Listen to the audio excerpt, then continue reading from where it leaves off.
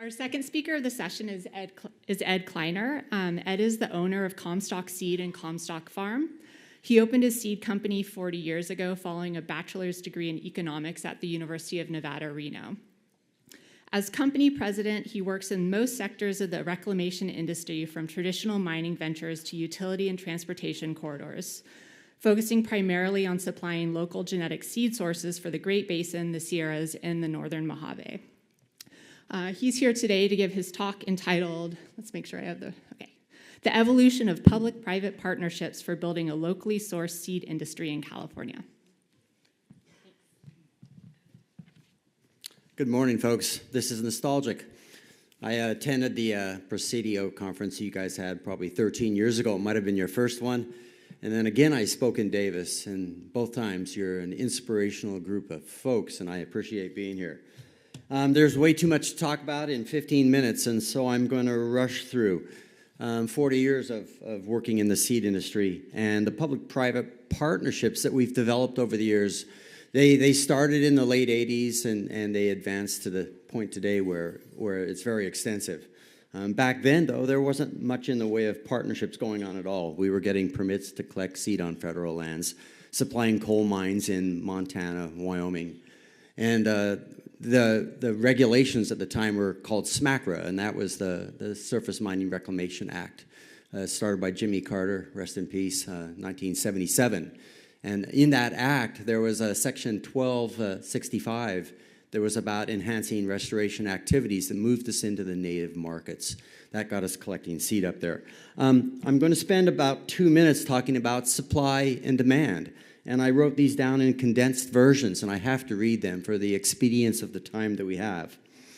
I'm rounding the corner on my 40th year of native seed collecting, and these days I wake up often with a sense of existential urgency. I've witnessed and been a part of the growth of an eclectic group of restoration markets.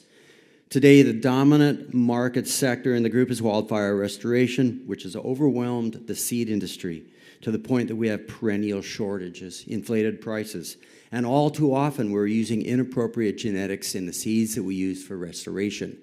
There is a big gap in the growing fires in the other markets. Think of the shrinking Colorado River. Think of the big cities that have to go through urban restoration. We're converting cities over. I like to say rewilding. I love that term. And so we're taking landscapes out that were water intensive, and we're changing them over to native landscaping. On the supply side, it's in a state of flux. Climate change is challenging our attempts to cultivate our way out of the deficit in seed that we have. I spoke last November at Nevada's Conservation District gathering in Reno. One session included climate-related horror stories from Great Basin farmers.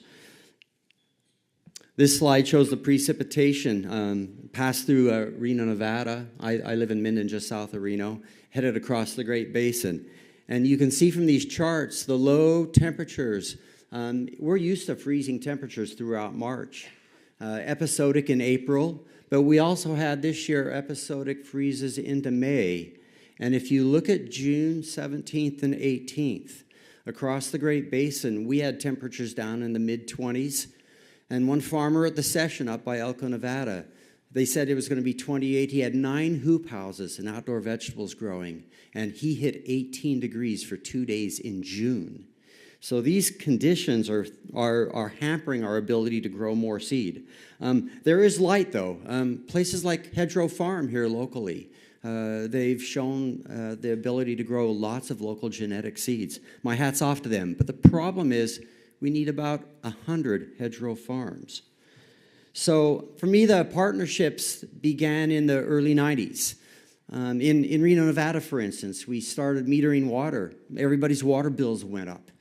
And we hosted an urban reclamation forum. We brought together city and local agency people, engineering firms, landscape contractors, soil gurus, and I emceed a little program in there, and for about 5 hours, we came out of that meeting with the beginning of reclamation codes and plans for the city of Reno. And those specifications are still in use today. We've fine-tuned them as we've moved along with the native seed to do so. So we're converting common areas that were always under irrigation and maintenance and fertility into native areas. And I like to think that some of those areas within the city are a mirror of what was there in the 1850s. On May 23rd, the SER is having a conference in Reno, and we're going to take a tour bus around looking at 25 and 30-year-old sites, both within the city, Nature Conservancy sites, and a few sites out in the country. And these all date back 25 or 30 years. We're calling it the Time Travel Tour. So stay with us. That was the beginning of partnerships. I think another big issue on the supply side is that we're facing technical challenges to cultivate wild genes in convenient rows. We have issues with seed dormancy, lack of technical standards for new species, indeterminacy. Thankfully, we'll get over a lot of that just by research and working with these new farms that we're on. In the meantime, it's stubborn to grow a native plant that's never been in row production. It's like taming a wolverine to be a house pet. I don't know, going there. But right now, I just want to move on. We have to get on. These are pivotal examples of jobs in our past that pointed the way towards more use of native seeds, which compromises the supply because we've always been a one-size-fits-all mentality. Early on in the seed industry, it was cultivars of Eurasian wheatgrasses. We were piling those on with what little native seed we could get.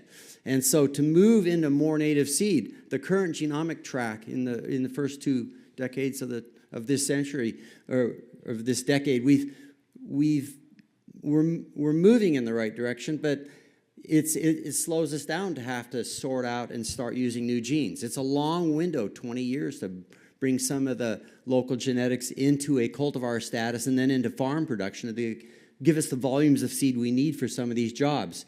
The utility core on the left was the first time we had a major job where they requested local seed collections along a 270-mile pipeline. This is one way to get around using generic non-native seed. And for 2 years, we collected seed for that project, and it worked.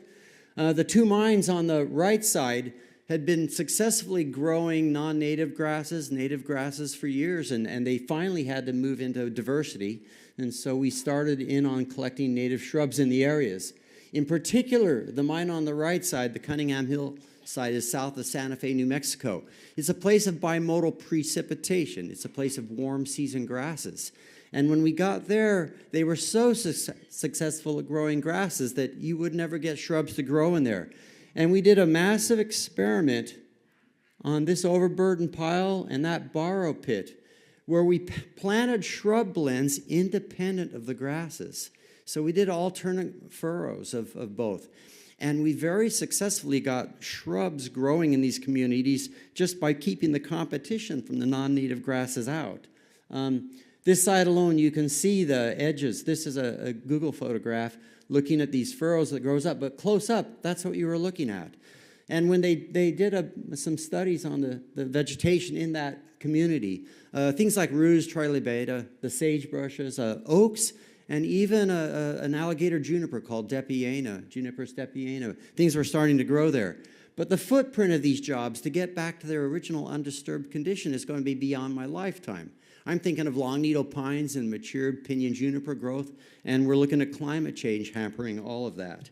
I want to get back into the El Dorado now. You folks are local here, and I came down the foothills this year and started a 2-year contract with the El Dorado National Forest.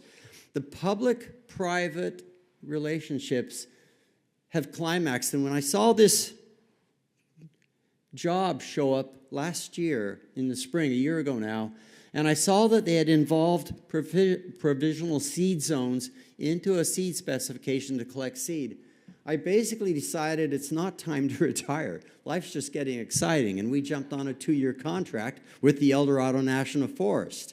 And so I came down the foothills, and my hat's off to Stephanie Calloway with the Pacific region of the El Dorado. She was the one that introduced us to this contract, and we signed on for a 2-year collection. And I have to say, after 40 years in business, this summer was the most exciting I've had all last summer working.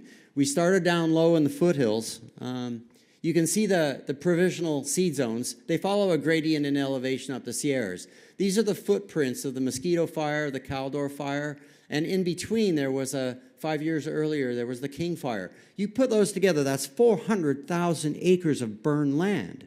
And they wonder why monarch butterflies aren't flying into our valleys and coming out of the coast anymore. There's 50 miles of burnt countryside out there. I have to say, though, not being insensitive to how tragic it was, 2 and 3 years out after these fires, there's a lot of beauty out there. There's a lot of successional growth going on. Let me move on here. So the contract called out 34 species, which sounded sort of easy, but when you started looking at the details, they wanted those species collected individually out of each of the seed transfer, the provisional seed zones. So it grew into a massive collection, climbing up the Sierras through the summer to go after all these collections. The Caldor Fire, which we completed this summer, was a smaller job. It was just the grasses. And we started down along the foothills on 49. Again, I was working everywhere between Highway 88 on the south through Amador, all the way north to almost 80, where we tucked in with the Tahoe National Forest to do these seed collections. But the Caldor was all at the south end, and we managed to collect most of those species. And mind you, they had to be cleaned individually and bagged and labeled. And the protocol from the Forest Service was the most hands-on contract we've ever worked on. It was intensive, but so exciting. Various things. Just working on the roads. 2 and 3 years out in a forest, trees are falling over every time the wind blows. I learned the hard way to be carrying a chainsaw wherever I went. And in those fires, we had burned out areas that were hazardous. Roots were burnt out, and the earth would cave in around your feet. And trees were falling over every time the wind blew. Roads, landslides. It was an exciting sort of summer. Certain places, the Forest Service was busy for safety's sakes, opening up the major transportation corridors, but the capillary roads were not. And anytime you got out on these areas, when we were hunting for seed, sometimes we'd go down roads and have to turn around and come back out. Right, so the government set us up.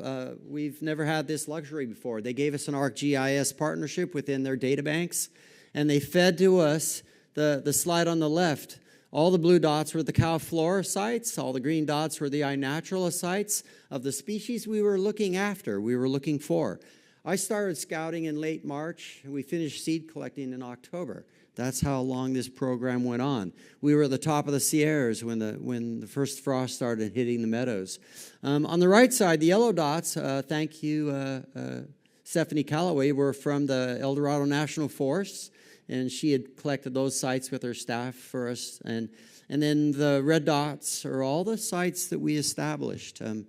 This data will be invaluable in the future. If you need to collect native seed, and for me, the profoundness of this contract is how much of that seed it would be nice if they were going to the agriculture sector for grow out. I'm clinging to such contracts anymore. I would rather be collecting seed solely to expand the seed inventory of the natives. That's where we need to be going, not just selling it for the industrial jobs that we do. If you zoom in on the arc, you can see for instance, like right here, these are provisional zones that are set up solely based on temperature and aridity. And so right here in a little place here, I have 3 or 4 sites, and essentially it's an identical place. And so the provisional seed zones in the big picture make sense. But when you're down here in these zones here, you know, they're different zones, but at the same time, they're all right next to each other. Stephanie did request, though, that when we were collecting within these zones, to get as many samples as we could across the entire zone to make sure that we were enhancing the genetic integrity of the samples we collected. And so when you go on, each site, I had a place where we could insert the photographs up above, and we have the GPS coordinates, and then we collected basic field data sheets that were all digitally entered so that these are all available. And each of these would show the zones that we were working in and the GPS coordinates for where we were at. And notice that several species could be picked at some of the same sites. We had over 300 collections this year, and the massive amount of seed management back at the farm was a challenge and a half. We set up all these site forms. I went up to 226 site forms by the end of the summer. And you can see that each of the seed bags over there that has a numerical code, that signifies that it was a collection that we made. Some of them, like this blue wild rye right here, ELGL, Elamus glauca, if there's no number, it means we didn't collect it. But you can imagine there were 7, 8 pages of these and the multiple sites of collections. So this is the most important sheet in the entire program. It's a comprehensive data sheet that we set up. All the black represent the species that were in the contract. We didn't stop there. We were collecting species in those zones that weren't even in the contract. The idea was to max out on collecting native seed that could end up in grow-outs. How am I doing? You've eaten up your 15 and you're eating into your question time. Oh, gulp. I have a poster of this entire project upstairs. It's number 18. Come on in tomorrow morning and say hello to me on this program. But this guy covered, these followed the species all the way across up here. All the sites that were collected, the seed the Forest Service had contracted for. We were collecting pressed specimens, and in this column here was the total amount we collected. And then most importantly, the data for cleanout. Imagine the value of cleanout data if you have volunteers working collecting seed. Run out of time. Okay, we collect floral samples. We have photos. I used the theodolite software also for showing species and GPS coordinates. This is very interesting. These were all the days of collections. Note the high points was between June 30th and August 17th, the number of sites visited in single days. It was a massively busy time collecting seed. This is all the management of seed at the office, bags that are labeled, species, zones. Weights means they're clean seed. Every bag is labeled for all the sites that were on that. The screening tables, there's no end to the detail. All the kinds of appropriate small machinery. We are cleaning small lots. You don't use big machines. And then photographs. I'm just going to wheel through these because I'm out of time. The beauty is there. And the last slide is this slide. Sorry, folks. The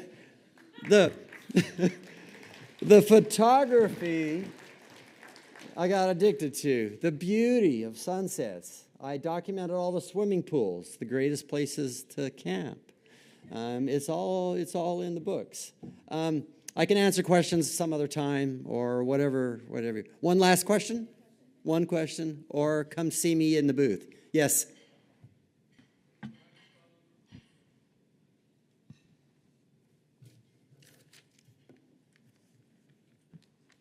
Testing. Thanks, that was a great talk. One question I have is, it seemed like in your photos that 2 years after, the site was very well revegetated. So is the seed you're collecting to reseed in the mosquito fire footprint, or is it to store for the future? And then based on what you observed, did it seem like it needed seeding? Like, was the mosquito fire seeded after, or was that all natural regeneration? Those photos look beautiful, but the ugly ones out there are the places that were most intensely impacted where there's nothing growing. But obviously the release of nutrients created a floral jungle of colonizers and herbs that we were able to capitalize on. And we were collecting shrubs, grasses, flowers, riparian corridor species. We are an impact by drawing that seed out of the inventory that should be left there. But at the same time, on a cost-benefit analysis, the seed that we collected, if it can get into farm growing, is priceless. But yes, there was a lot to be collected. There's a lot of weeds as well. And we ran into weed crews that were doing spraying, a lot of noxious weeds. There was that side to it as well. And some of the impacted areas truly looked like war zones. But I don't know, a lot of disturbance. And it's a nuanced sort of thing. I'll talk to you all later. Thanks for inviting me. Oh, one last thing. I'm trying to retire. Does anybody want to do this for a living?